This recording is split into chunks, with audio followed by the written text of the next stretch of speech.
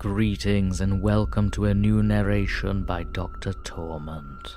The following story may prove a little sensitive to certain viewers and listeners. Discretion is advised, and consider this your one and only warning. Now, with that out of the way, let us proceed.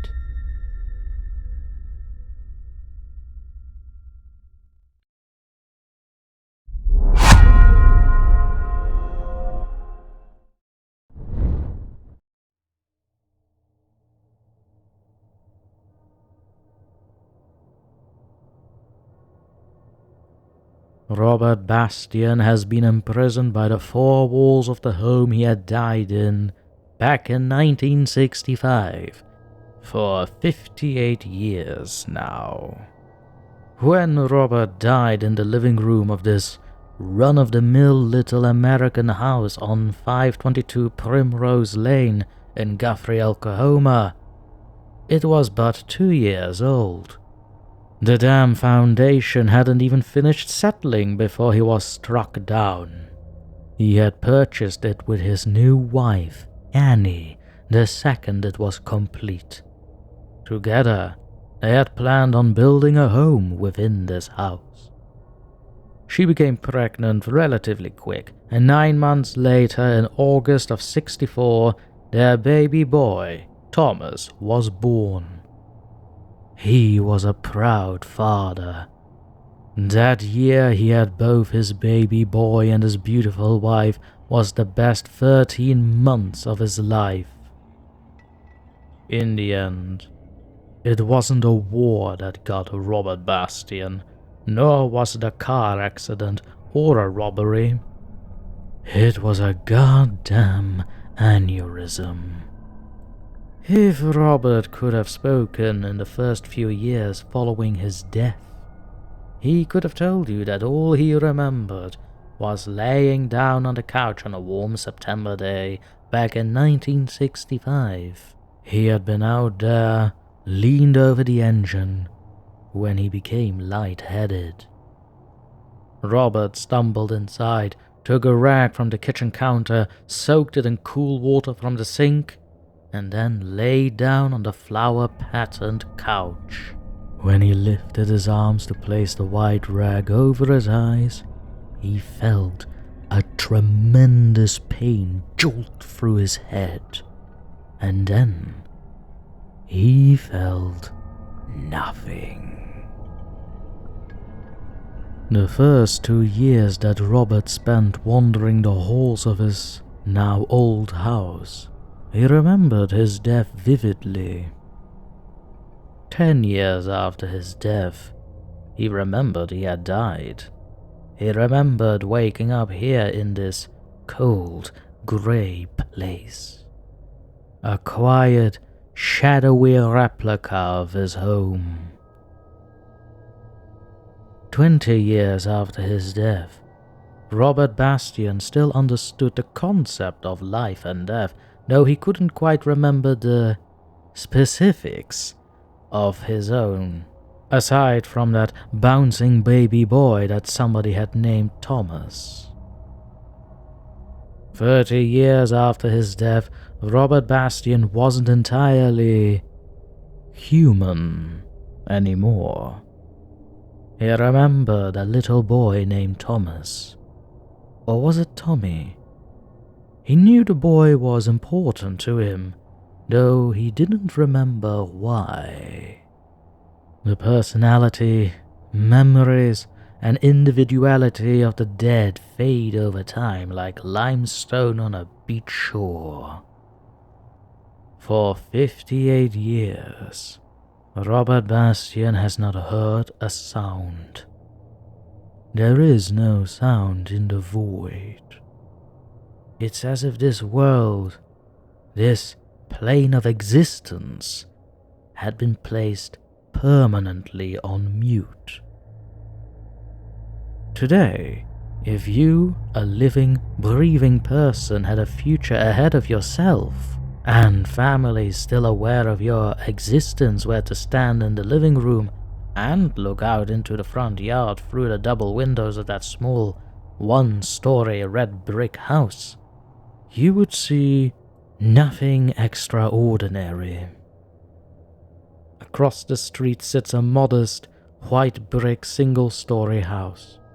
To its left, a small field with trees and a well-manicured lawn. Primrose has always been a single-lane road, and you may occasionally see a soccer mom go by in a van with a stick-figure family stuck to the rear window.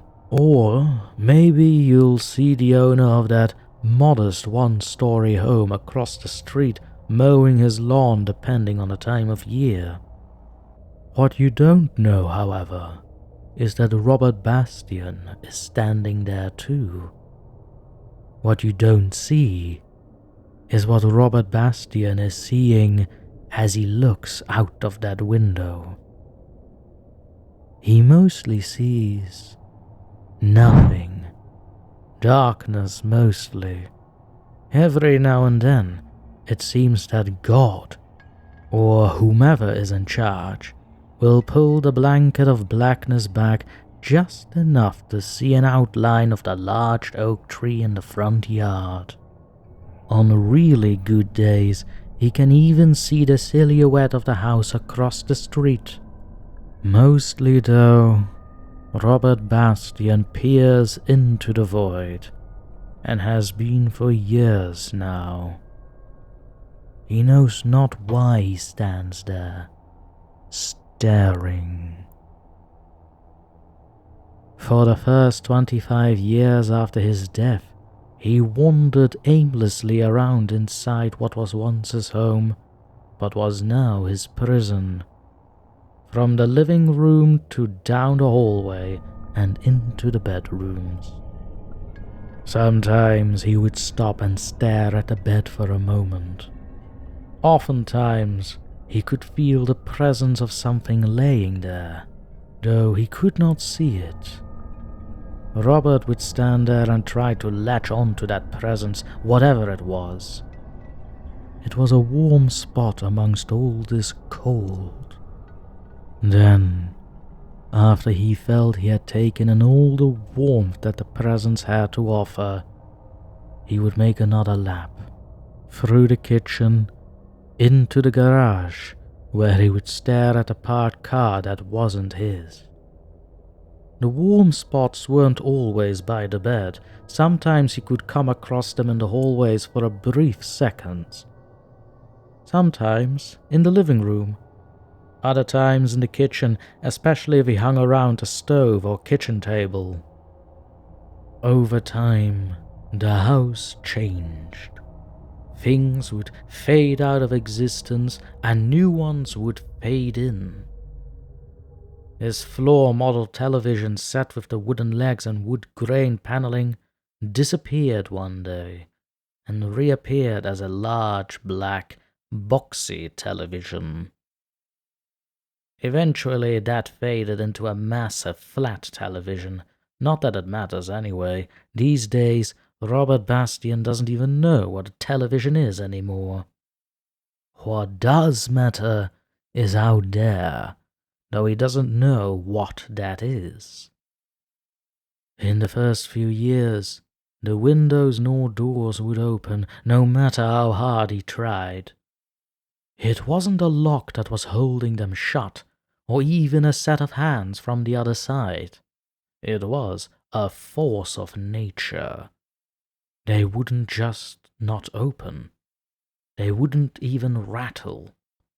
They behaved as 2-foot-thick bank vaults, even though he could peer through their glass into the void outside.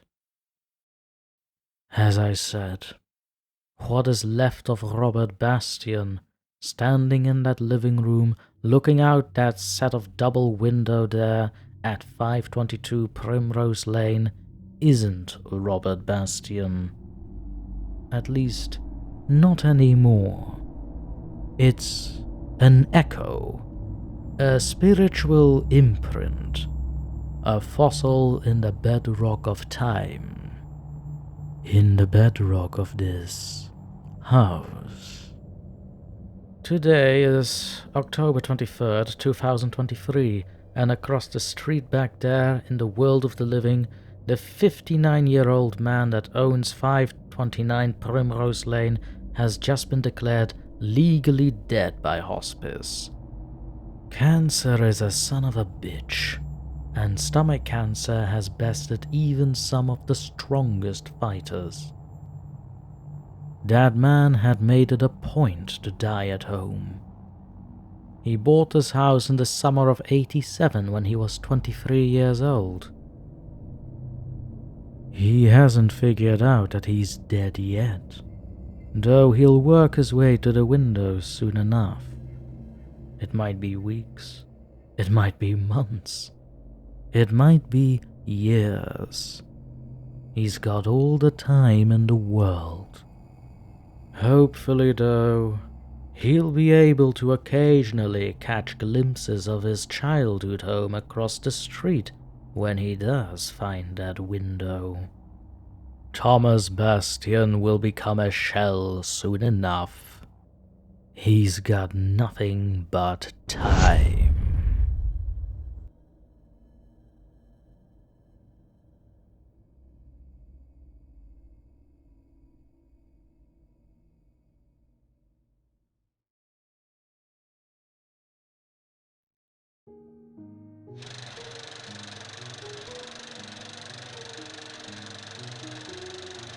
And so the veil between the realms of the living and the spectral grows ever thinner as we delve into the disquieting aftermath of Robert Bastian's ethereal, well, I'd say odyssey, but that seems unfitting. In any case, a grim revelation unfolds like the sepulchral pages of a ghostly manuscript. The man felled by stomach cancer towards the end, declared legally deceased on October 23rd, 2003, is none other than Thomas Bastian, the son of the long-suffering Robert.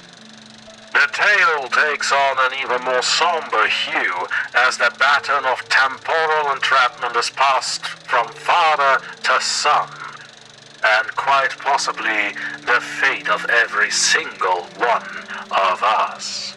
The cold corridors where the echo once known as Robert resides in is a fate that his son Thomas will undoubtedly share within the confines of his own abode just across the street. The disintegration of one's essence, be it through the ravages of aneurysm or the relentless grasp of cancer, becomes a melancholic motif, underscoring the unavoidable nature of mortality. Such a spectral waltz across generations is almost to be envied. It is beautiful and macabre at the same time, poetic and utterly terrifying. What I find interesting for deeper research, however, is that this tale is implying all share such a bleak, endless fate once past. To exist and merely wither away in the prison of your own home, in a state of complete and inescapable limbo.